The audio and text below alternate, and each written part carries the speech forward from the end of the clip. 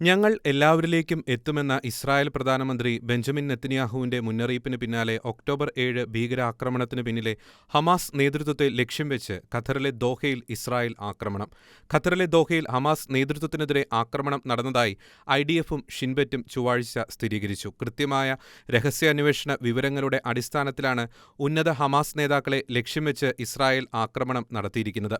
മറ്റാർക്കും പരിക്കേൽക്കാത്ത വിധത്തിൽ ഹമാസ് നേതാക്കളെ മാത്രം ലക്ഷ്യം വെച്ചാണ് ആക്രമണം നടത്തിയതെന്നും ഇസ്രായേൽ വൃത്തങ്ങൾ അറിയിച്ചു. ആക്രമണം ലക്ഷ്യം പൂർത്തീകരിച്ചോ എന്നതിന്റെ ആശങ്കകൾക്ക് ഏതാനും നിമിഷങ്ങൾക്കുള്ളിൽ തന്നെ ഉത്തരം നൽകാൻ കഴിയുമെന്നും ഇസ്രായേൽ വ്യക്തമാക്കി.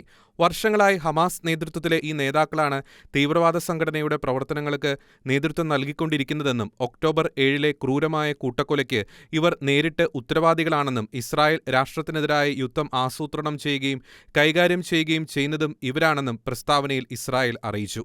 ഇസ്രായേൽ മുന്നറിയിപ്പൊന്നും കൂടാതെ ദോഹയിൽ കയറി നടത്തിയ ആക്രമണത്തിൽ ലോകരാജ്യങ്ങൾ കനത്ത ജാഗ്രതയിലാണ്.